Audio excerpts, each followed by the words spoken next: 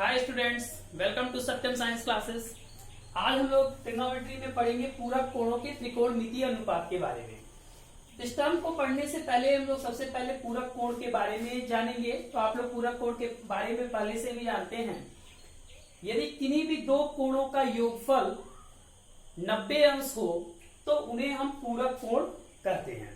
इसको हम त्रिकोणमिति में कैसे इस्तेमाल करेंगे, आइए इसके बारे में हम लोग डिस्कस करते हैं। सबसे पहले हम लोग एक राइट एंगल ट्राइंगल ABC इसको ड्रॉ करेंगे। अब यह राइट एंगल ट्राइंगल है तो एंगल B की वैल्यू कितनी हो जाएगी, 90 डिग्री। क्लियर।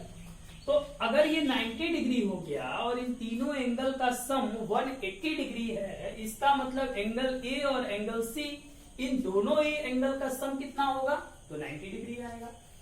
अगर हम एंगल A की वैल्यू थीटा डिग्री कर देते हैं तो एंगल C की वैल्यू कितनी हो जाएगी, 90 माइनस थीटा।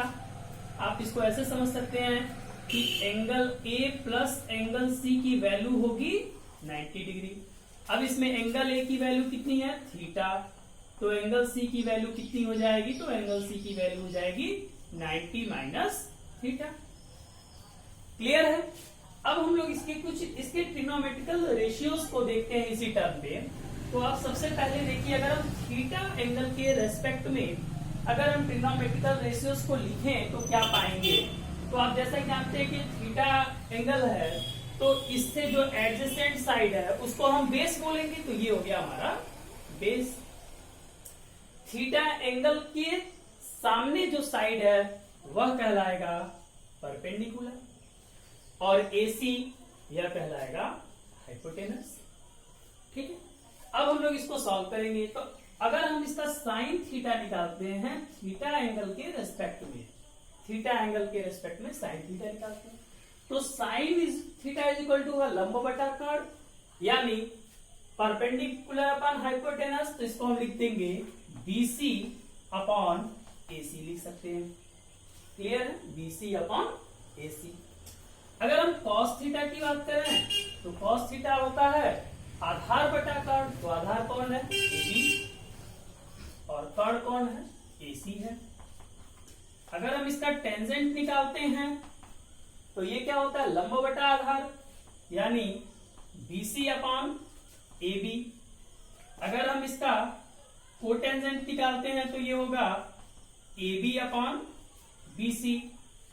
अगर हम इसका सेकेंड थीटा निकालते हैं तो यह होगा AC अपॉन AB।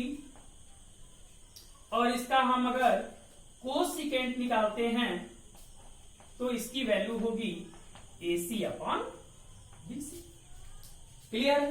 अब हम इसी चीज को 90 माइनस थीटा एंगल के रेस्पेक्ट में इसके सभी रेशियोज को निकालते हैं। तो जब हम 90 माइनस थीटा एंगल लेंगे तब बेस कौन हो जाएगा, इसकी 90 माइनस थीटा से एडजेसेंट साइड बेस होगा तो बेस ये हो जाएगा, परपेंडिकुलर ये हो जाएगा, हाइपोटेनस ये होगा। क्लियर है। तो अगर हम यहां से साइन 90 माइनस थीटा की वैल्यू निकालें, साइन 90 माइनस थीटा की वैल्यू निकालें तो साइन 90 माइनस थीटा लंब बटा कर्ण, लंब कौन हो गया, AB, कर्ण कौन हो गया, AC। क्लियर है। अगर हम इसके cos की वैल्यू निकालते हैं, cos 90 माइनस थीटा निकालते हैं तो cos 90 माइनस थीटा हो जाएगा आधार बटा कर्ण। तो आधार इसका कौन है, BC, और कर्ण कौन है, AC। क्लियर। अगर हम इसका टेंजेंट निकालते हैं तो ये होता है लंब बटा आधार। तो इसके रिस्पेक्ट में लंब होगा AB और आधार होगा BC। अब कोटेंजेंट क्या होगा, कोटेंजेंट अगर निकाला जाए तो क्या होता है, तो कोटेंजेंट हो जाएगा tan का अपोजिट, यानी BC अपॉन AB। अगर हम इसका सीकेंट निकालते हैं, सीकेंट 90 माइनस थीटा, तो ये cos का opposite, AC upon BC। Clear. अगर हम इसका कोसिकेंट निकालते हैं तो यह हो जाएगा AC अपॉन AB। अब यहाँ तो हम लोग सारे वैल्यू निकाल लिए, अब हम चलिए इसको मिलाते हैं। यहाँ देखिए हमने लिखा sine theta is equal to BC upon AC. इसमें देखिए बीसी अपॉन एसी वाला रेशियो कौन है, बीसी अपॉन एसी वाला रेशियो ये है। फिर हम कर सकते हैं कि जो साइन थीटा की वैल्यू है ये किसके इक्वल है, कॉस 90 माइनस थीटा के इक्वल है।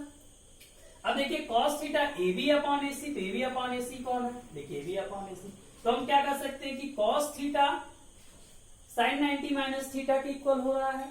अच्छा, टेंजेंट थीटा की वैल्यू कितनी है, बीसी अपॉन ए बी, किसमें BC upon AC, A B कौन है, कोटेंजेंट है, तो हम कर सकते हैं cot 90 minus theta is equal to tan theta.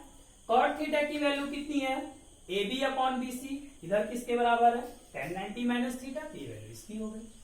Clear है। सिकेंड की वैल्यू कितनी दी हुई है, एसी अपॉन ए बी, तो ये किसके इक्वल है, कोसिकेंट के इक्वल है। क्लियर। कोसिकेंट किसके इक्वल है, एसी अपॉन बीसी, तो सिकेंट के इक्वल है। इससे हम इसके रेशियोज को निकाल सकते हैं, और अगर इसको हम फार्मूला के फॉर्म में लिखना चाहते हैं तो इसके फार्मूला को हम लिख देंगे cos 90 minus theta, cos 90 minus theta ये किसके इक्वल है, साइन थीटा। क्लियर है। तो कॉस 90 माइनस थीटा की बात हो गई। अगर हम साइन 90 माइनस थीटा की बात करें, साइन 90 माइनस थीटा, तो ये किसके इक्वल है, कॉस थीटा के। क्लियर है, इक्वल हो गया। अगर हम टेन 90 माइनस थीटा की बात करें तो ये किसके इक्वल है, टेन 90 माइनस थीटा किसके इक्वल है, कॉट थीटा के इक्वल है। क्लियर है, समझ में आ रहा है। अगर हम कॉट 90 माइनस थीटा की बात करते हैं तो यह फॉर्मूला किसके इक्वल है, cot 90 minus theta tan theta के। क्लियर है। अगर हम सीकेंट 90 माइनस थीटा की बात करते हैं, सीकेंट 90 माइनस थीटा किसके इक्वल है, कोसिकेंट के इक्वल है, कोसिकेंट थीटा। अगर हम कोसिकेंट 90 माइनस थीटा की बात करते हैं, कोसिकेंट 90 माइनस थीटा की बात करते हैं, तो यह किसके इक्वल है, सेकेंड थीटा के इक्वल है। बात समझ में आ रहा है। तो आप यहां से इस फार्मूला को बहुत ही इजी याद कर सकते हैं। अब आप देख रहे होंगे साइन किस में चेंज हो रहा है, कॉस में, और कॉस किस में चेंज हो रहा है, साइन में। क्लियर है। टेन किस में चेंज हो रहा है, कॉट में, और कॉट किस में चेंज हो रहा है, टेन में। सिकेंड किस में चेंज हो रहा है, कोसिकेंट में, और कोसिकेंट किस में चेंज हो रहा है, सिकेंट में। यानी आपको इस फॉर्म को याद रखने के लिए बस क्या याद रखना है, छोटा सा ट्रिक बताता हूं कि साइन जो होगा वो कॉस से रिलेटेड होगा, टेंजेंट जो होगा वो कोटेंजेंट से रिलेटेड होगा, और कोसिकेंट जो होगा वह सिकेंट से रिलेटेड होगा। अर्थात sine 90 minus theta is equal to cos theta, cos 90 minus theta is equal to sine theta. Clear है ना। tan 90 minus theta is equal to cot theta, cot 90 minus theta is equal to tan theta, cosecant 90 minus theta is equal to secant theta, secant 90 minus theta is equal to cosecant theta. मुझे उम्मीद है आपको ये बहुत ही अच्छे से process समझ में आया होगा। पूरक कोणों के त्रिकोणमितीय अनुपात जैसा कि हम लोगों ने टॉपिक शुरू किया, ये आप लोग बहुत अच्छे से समझे होंगे। यदि इसे समझने में आप लोगों को कोई भी प्रॉब्लम है तो आप हमें कमेंट सेक्शन के माध्यम से जरूर बताएं। बहुत बहुत धन्यवाद।